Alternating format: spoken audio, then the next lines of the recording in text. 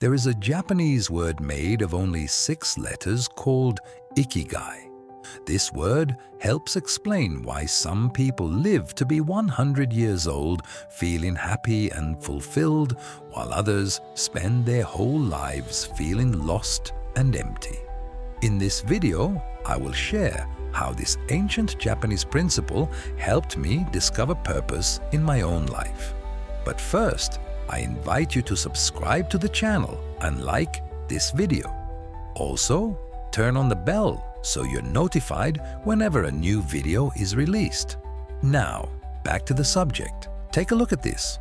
On the island of Okinawa, Japan, there are more people over 100 years old per square mile than anywhere else in the world.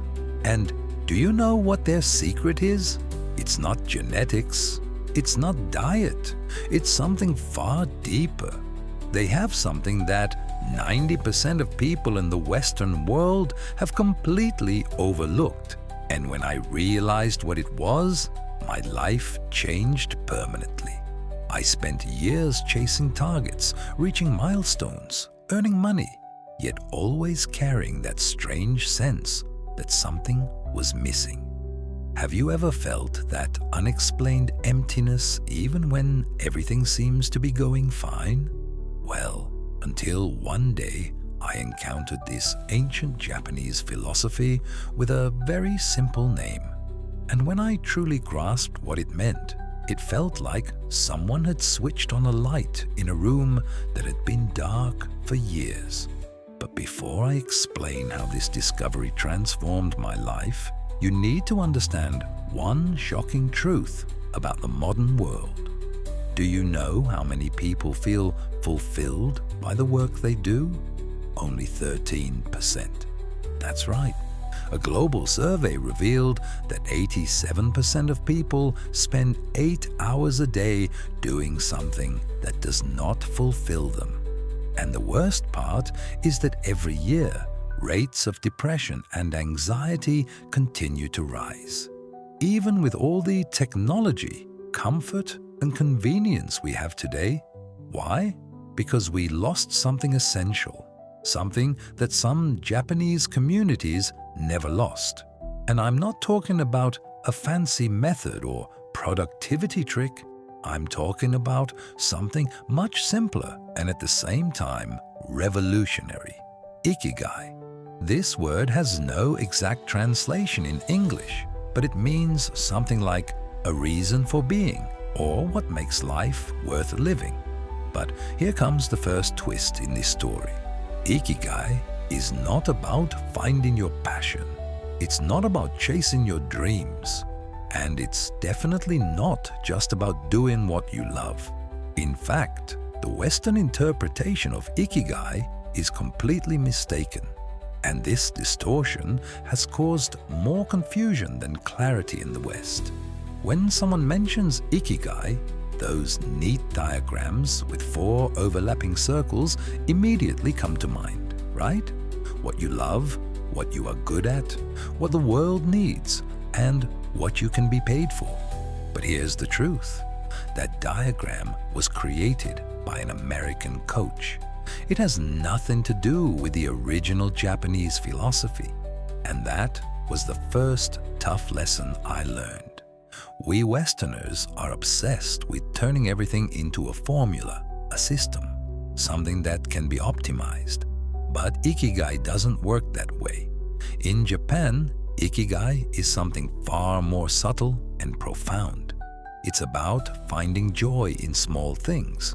It's about waking up each morning with a simple yet powerful reason to get out of bed. It might be caring for your garden. It might be preparing breakfast for your family. It might be greeting your neighbors. This reminds me of a story from a researcher who spent years studying Okinawan centenarians.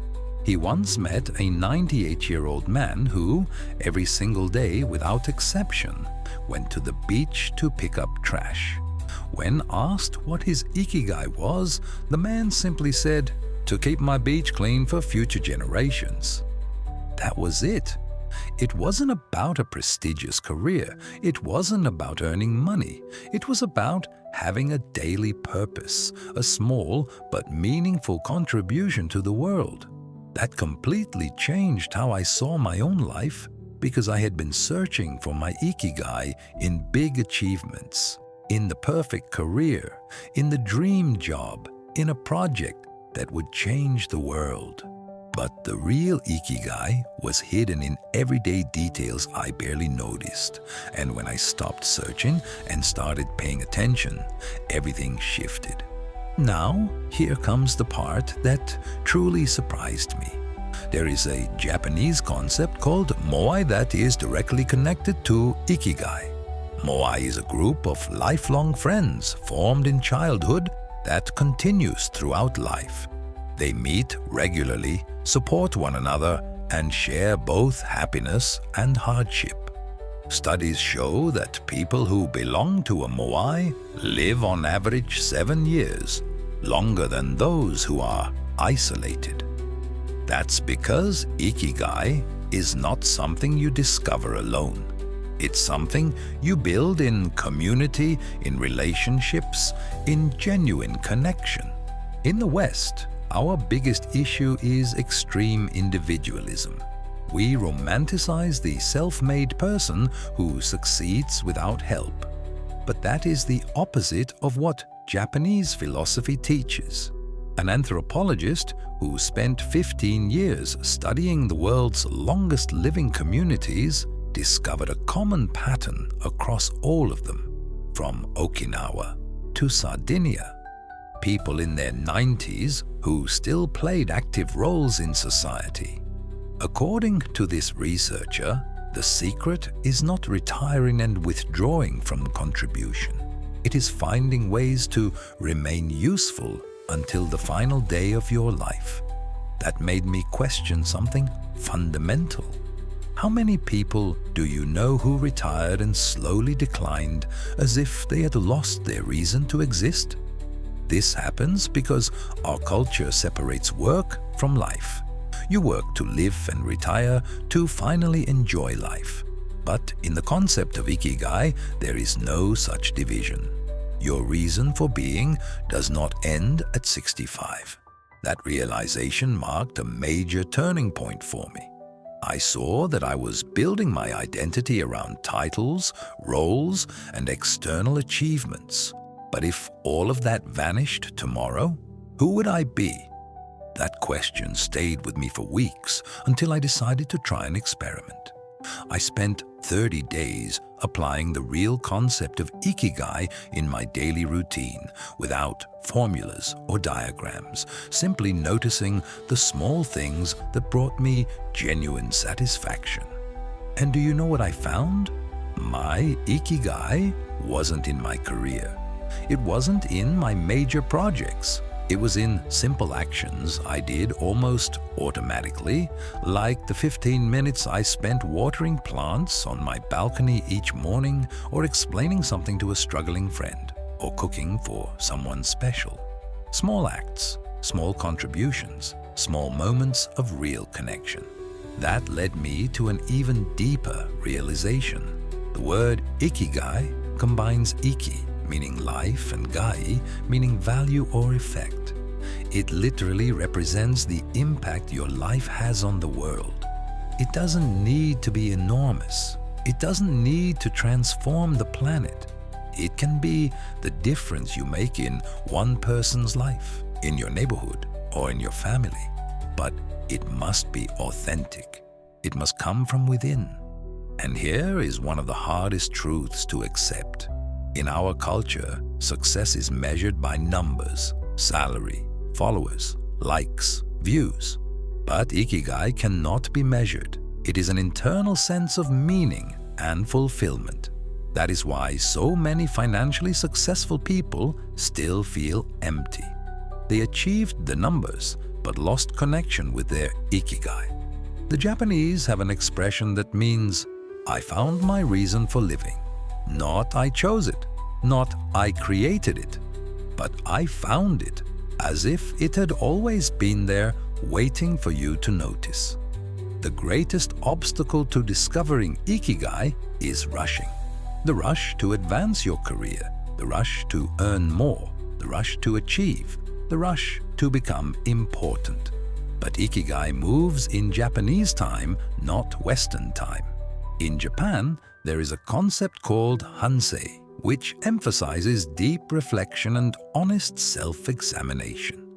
When was the last time you stopped everything and spent an entire hour reflecting on your life without your phone, without distractions, without urgency? It may feel unproductive. After all, time is money and productivity seems essential. But this mindset is exactly what disconnects us from ourselves. The Japanese also speak of mono-no aware, the awareness that everything is temporary. It means understanding that nothing lasts forever, so each moment deserves to be lived fully.